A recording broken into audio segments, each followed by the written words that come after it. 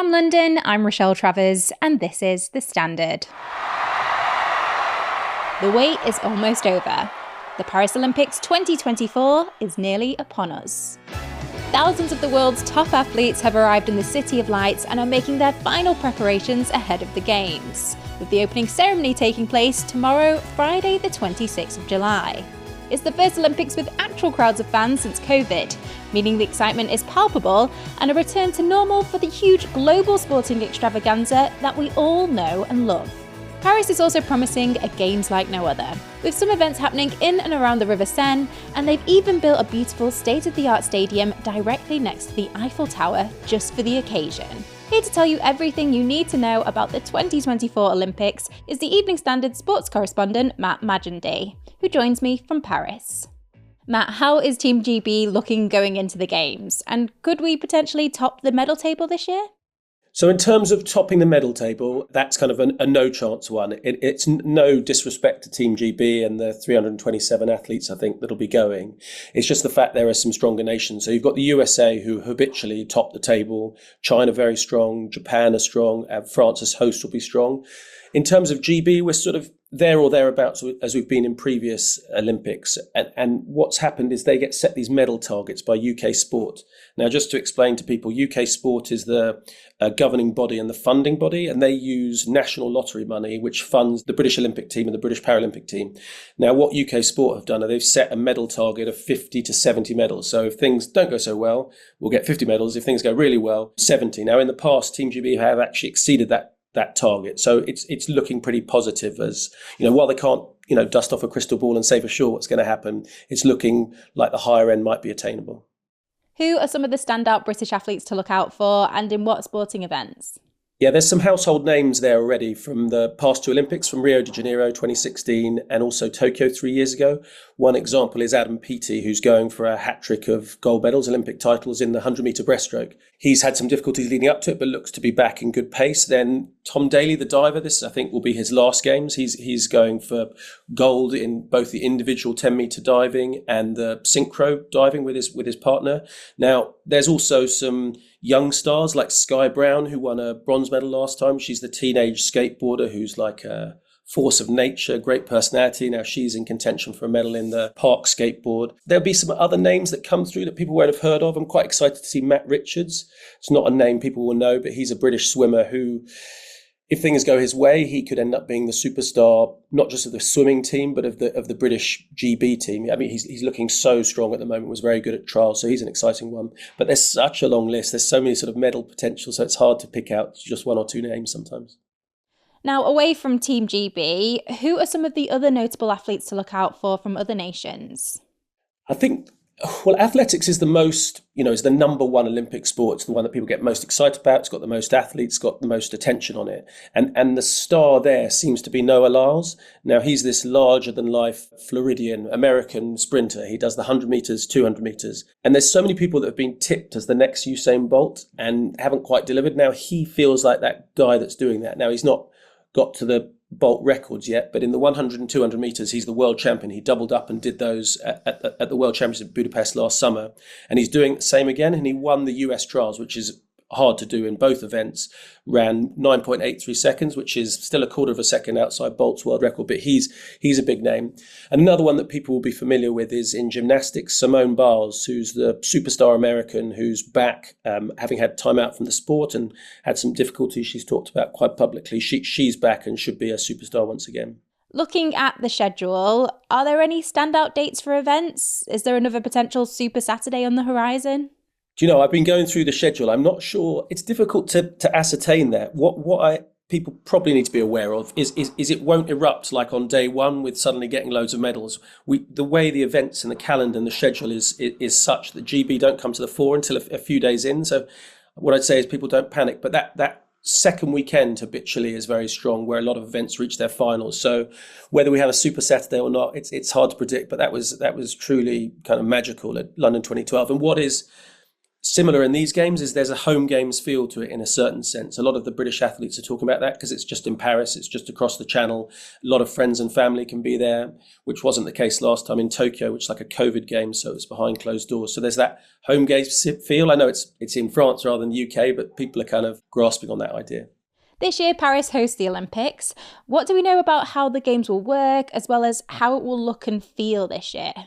I've only just got to Paris yesterday, so trying to gauge the feel for it. But you get a sense that immediately arrive at Gare du Nord that Paris is alive to these games. They're very excited about hosting it. There's a real buzz. There's a sort of international feel as everyone's coming in as well. There's been some controversy leading up to it, lots of different aspects there. There was one part like the River Seine was so full of sewage because there'd been such heavy rainfall. There was a big outpouring of that. That seems to have cleared up. Now, the reason that's an issue is they were going to have the open swimming water events there and also the triathlon. And obviously that's not going to be great if you're swimming in that stuff. But there was iconic pictures of the mayor swimming in it saying it's all safe the other day. So I think that's fine. There's also the backdrop of the election that's leading there, and without politicising everything, there's that push to the far right, which hasn't quite materialised. So that's an interesting backdrop to the whole thing. And if I just talk about the Seine, what's different this time around, if all things go to plan, the opening ceremony won't take place in a stadium like it has done traditionally, but a big sort of party and festival down the Seine itself. So it should be incredibly eye-catching and different, I would think. Do you think Paris has the right infrastructure in place to cope with the millions of extra people and huge events they'll be holding? Yeah, I think so. It's quite a sporting city, much like London. It's got a good infrastructure of stadiums around to cope with that. I guess you always have a slight scepticism about how it's going to be, how the transport infrastructure will hold up. I remember people being worried similarly about it in London, but that actually went incredibly smoothly. What happens traditionally is people want this to be a good PR exercise to make France, to make Paris look good. So traditionally, money will be thrown at it to help solve that. So you would think things will go well, everything will be thrown at it to make it the best games possible, really. What were some of your favourite moments from the games last time around? It was an interesting one because I went out to Tokyo for that, and it started very oddly that we were locked and quarantined in our hotel rooms for 4 days as we kept on having to produce negative COVID tests, and then finally released. And it felt very weird and astringent games. They were heavy protocol. But one bit that I found really fantastic and actually quite liberating was the sailing events. And I went to Enoshima out of Tokyo. It was about an hour and a half away. And you could actually go on a boat out on the water. There were different COVID protocols. But what was so great about that day is GB won 2 gold medals in very quick succession in these very exciting sailing races. Now, I don't cover a lot of sailing. It doesn't get a lot of attention apart from kind of Olympic time. But these were 2 thrilling races that went so close to GB not winning. And I enjoyed that. For me personally, that might not have been everyone's highlight, but that was one that stood out for me from Tokyo. How about best Olympics moments through the years then? I'm guessing London 2012 might make an appearance on the list? I guess it's probably talking more generally about Britain, how back in Atlanta in 1996, I know that's going a bit further back than we're talking, but we really struggled. I think we maybe only got 1 gold medal there. And that's when the National Lottery funding came in and trying to sort of throw money at it and have a structure to be more successful. And just seeing how GB have grown during that time. And I think we saw London 2012 and won a glorious number of medals, and everyone was like, this is as good as it's ever going to get. And actually then we got better in Rio, and we sort of roughly sustained that in Tokyo, a few medals below. So I think just being able to see that and the pride that people take in that is impressive. And there's so many different athletes. It's quite hard to pick out individual moments sometimes from those games because there have been so many kind of highs. And I think we're actually pretty spoiled as a nation to have had such, high achieving athletes. Paris 2024 all kicks off tomorrow. What about for you in particular? What are you looking forward to the most at the Olympics this time around? Yeah, I think basically for me, the Olympics is number one. From being a kid, it was the thing I first watched sport-wise and thought, God, I want to be involved in that. When I quickly realised I lacked the athletic ability to make it there, I thought I better start writing about it. So every time the Olympics comes around, every 4 years, in this case 3 years, because the last Games was delayed by COVID, I get very excited. So actually just being there and actually seeing the variety of things, one day you can be at the diving, then at skateboarding, then at sailing, then at athletics, whatever it is, mountain biking, that sort of rich tapestry of different sports and different athletes. So I'm going to slightly fudge it and not pick a standout favourite. Let's go to the ads. Coming up in part 2. A week ago, everyone said, she's going to Paris, she's going to win a medal, she's going to become the most successful female Olympian in British history, and now she's not going. I mean, it's absolutely remarkable, isn't it? The Standard's Robert Dex reveals all the latest Team GB and Olympics news stories ahead of the Games.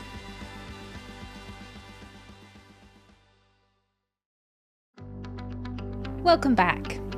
I'm now joined by Robert Dex, The Standard's Arts Correspondent. Rob, the Paris Olympics officially start tomorrow, but there's already been some last-minute news and controversies ahead of the Games, hasn't there? Yeah, I mean, it's one of those summers, isn't it? It feels like we've only just finished the Euros, with everything that went on there. And now we're right into the Olympics. And as you say, even before we've officially started dominating the headlines, I mean, these events are always the same. There's a plan, there's a diary, there's a schedule, and then something that nobody expects comes out of left field and blows it all away. And we've had that with Charlotte Dujardin, haven't we? I mean, a week ago, everyone would have said, she's going to Paris, she's going to win a medal, she's going to become the most successful female Olympian in British history, and now she's not going. I mean, it's absolutely remarkable, isn't it? She's got 6 medals already. Didn't matter what she got, gold, bronze or silver, and most people thought she would get one of them. She would have become Britain's most decorated female Olympian. And now, I mean, what she must be thinking, who knows? And also, from a Team GB point of view, they'd have had her down as a definite winner, definite medal, and now they're thinking, hang on a minute, our overall team, medal score is going to be down because of this. So yeah, it's heck of a story and a heck of a shock before the Olympics has even started. What exactly do we know about the situation with Charlotte Dujardin so far? Well, I mean, it is worth saying as well that she actually pulled out of the Games herself. She withdrew voluntarily. A complaint was made to the International Federation for Equestrian Sports, which was an organisation I didn't know existed before this week, that obviously, overarching sort of control of sport, including dressage, which she does. Somebody, an anonymous whistleblower, sent this video of her whipping the legs of a horse while some young girl was riding it on some sort of training event. And as soon as they got that video, and then the video became released, I mean, she said it was an error of judgment. She's apologised, saying she let everyone down. Yeah, the fans, the sponsors, the team, saying how devastated she is. It is just extraordinary that a career that spans such a length of time was so successful. You'd have to say is now over, unless there is some huge twist to come that we can't foresee. There was also some very last-minute drama in the football late yesterday. What happened there? This was Morocco-Argentina, where Argentina thought they'd equalise in the last minute. I was actually watching this game on Eurosport, and they went to the next match because that was it, all over. Argentina equalised 2-2, whistle goes.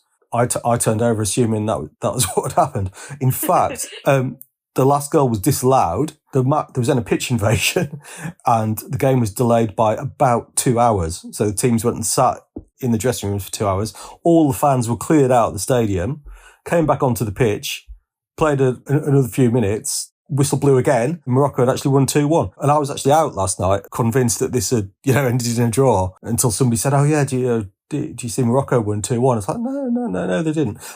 Absolute chaos. So I think it's fair to say that from now on, all the football games will be run to an extremely tight ship. It was not a good look for the Olympics last night. I mean, there was pitch invaders actually throughout the game as well, which doesn't speak well of security.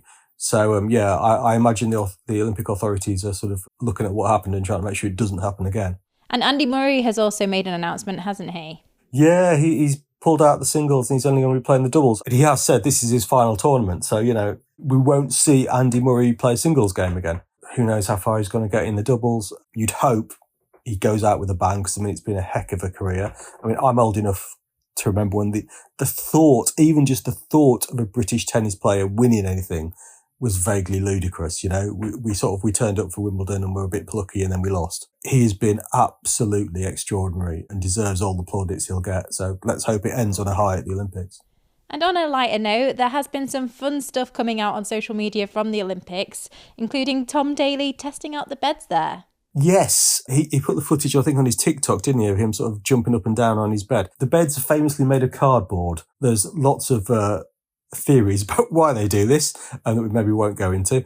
But yeah, no, he wanted to show how sturdy they were, so he jumped up and down. They looked pretty sturdy. And it was a little glimpse inside, where the athletes stay in the Olympic Village, because it always sounds so sort of important, that you're staying in the Olympic Village, and then you see these clips and it sort of looks like they're in a travel lodge somewhere, The Olympics opening ceremony takes place tomorrow evening. What do we know so far about the event and the potential impact it might have? I imagine it could be pretty special. for the first time, for a start, it's not going to be in a stadium. It's taking part actually in the city, you know, on the river, going through the heart of the city. So that sounds like it's going to be pretty impressive. 6-kilometre route, you know, going through central Paris, the Eiffel Tower, 100 boats carrying 10,000 athletes down the river. The recently rebuilt Notre Dame Cathedral. What we don't really know is the sort of the artistic part of it, you know.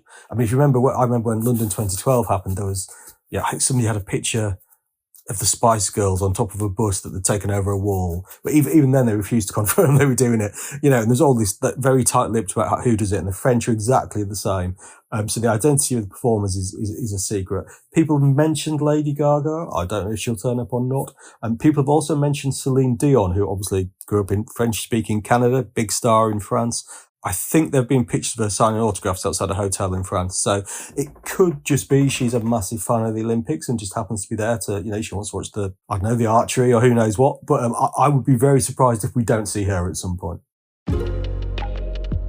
You can find out all the latest from the Paris Olympics 2024 in the Standard newspaper or on our website, standard.co.uk. And that's it from this episode. This podcast will be back tomorrow at 4 p.m.